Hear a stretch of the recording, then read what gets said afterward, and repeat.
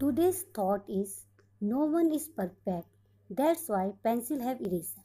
So improve your mistakes and move ahead.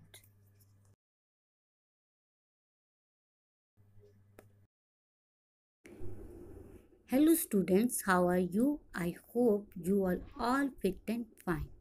Let us start EBS book class 3rd lesson 4. Lesson name our first school. We learn so many things when we come to school. But do you know which is our first school? कहते हैं जब हम school आते हैं तो हम बहुत कुछ सीखते हैं, लेकिन क्या आपको पता है कि हमारा पहला स्कूल कौन सा है? Yes, it is our family. कौन सा है? हाँ, ये हमारा परिवार है. We learn so many things from our family much before we learn from anywhere else. This is because we are so closer to our family, but we really never give it a thought. Let us think about our family and talk about it.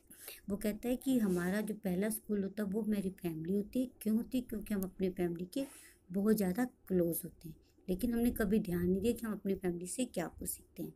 तो कहते हैं चलो आज हम अपनी family की बात करते हैं.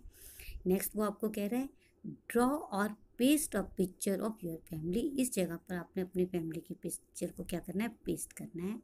Next, who all are there in your family? Write their name and how they are related to you. यहाँ आपने आपके परिवार में जो जो मेंबर्स हैं उनके नेम लिखने हैं और उनसे आपका क्या रिश्ता है वो लिखना है. जैसे आपने अपने फादर का नाम लिखा विजय कुमार, और यहाँ पे आपने पहले नाम लिखोगे विजय कुमार, आपका उनसे रिलेशन वो फादर है तो फादर. मदर का नेम आपने वीना लिखा तो यहाँ पे आगे लिखोगे मदर. नेक्स्ट अब आपके पास है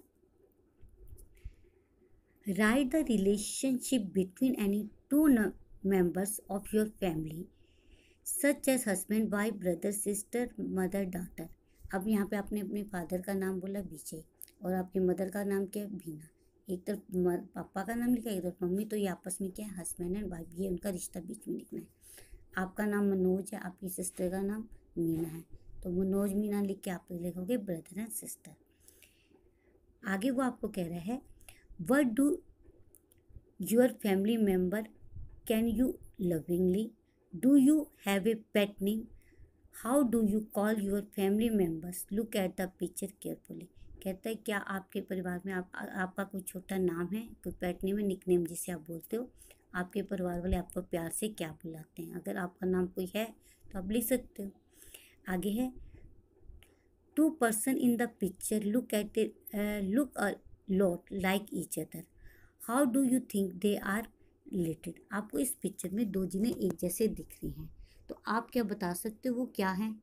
तो अब देखो देखने में क्या ये दो फादर और बेटे एक जैसे से दिखने में लग रहे हैं? हाँ, तो आप कैसे उनके बीच में क्या रिश्ता है? फादर एंड डॉटर का है. आपको मदर और बेटी से मिलती है तो आप कहोगे मदर एंड डॉटर है. नेक्स्ट वो आपको कहते हैं is there any similarity between you and any other member of your family in the way you talk walk smile even in your looks? With home and how.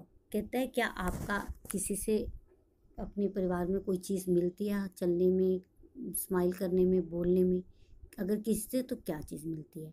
तो आप लिख सकते हो अगर आपका फेस आपकी मम्मी से मिलता है या आप अपनी मम्मी जैसे हो तो मम्मी जैसे मिलते हो तो आप लिख सकते हो I look like my mother या my face looks like my father.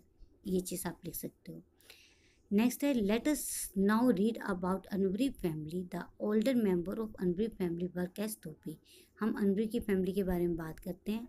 जो उसके बड़े मेंबर हैं वो किसका काम करते हैं? धोबी का करते हैं. All the member of family lend a hand in washing, drying and ironing of clothes. Anvi and her cousin Tawfiq are also learning the work done by the family. तो उसके जो अनवरी की फैमिली में कोई कपड़े धोता है, कोई सुखाता है और कोई आयरन करता है. अनवरी और उसके कज़न ने भी क्या कहते हैं ये काम अपने परिवार से सीखा है. Is your family involve in particular work? If yes what. कहता है कि आपकी फैमिली भी किसी पर्टिकुलर वर्क में है? कोई खास वर्क है जो आप सभी कर रहे हो? अगर है तो वो बताओ.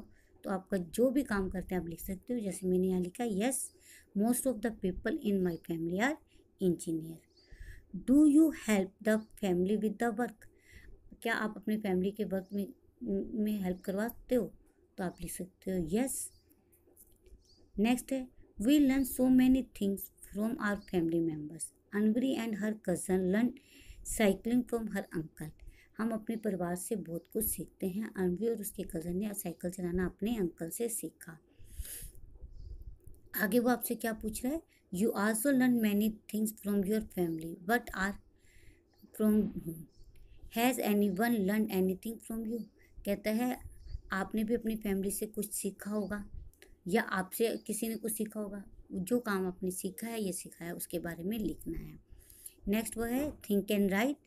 When I am sad I go to my. जब हम उदास होते हैं हम किसके पास जाते हैं? मदर के पास। तो यहाँ आएंगे I go to my mother.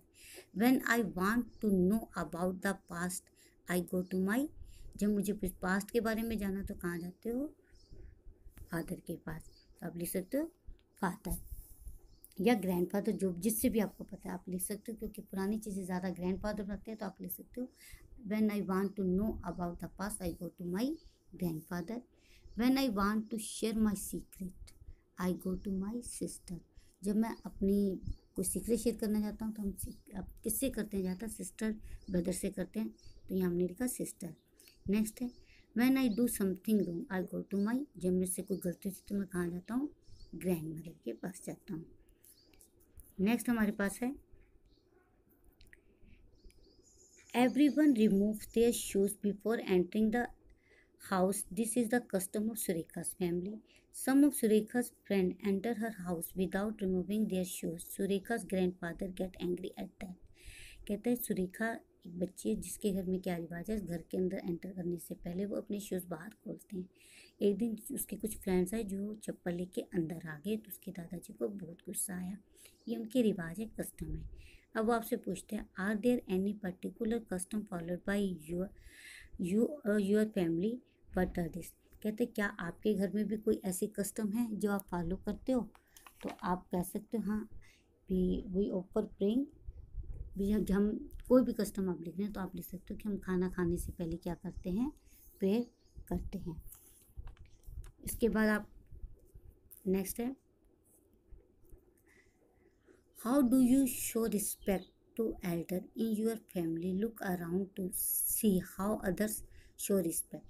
कहते हैं आप अपने घर में बड़ों की रिस्पेक्ट करते हो, कैसे उसको शो करते हो? तो we obey our elders and we touch feet our elders. ये लेसन हमारा यहाँ कंप्लीट हो गया। Thank you, have a nice day.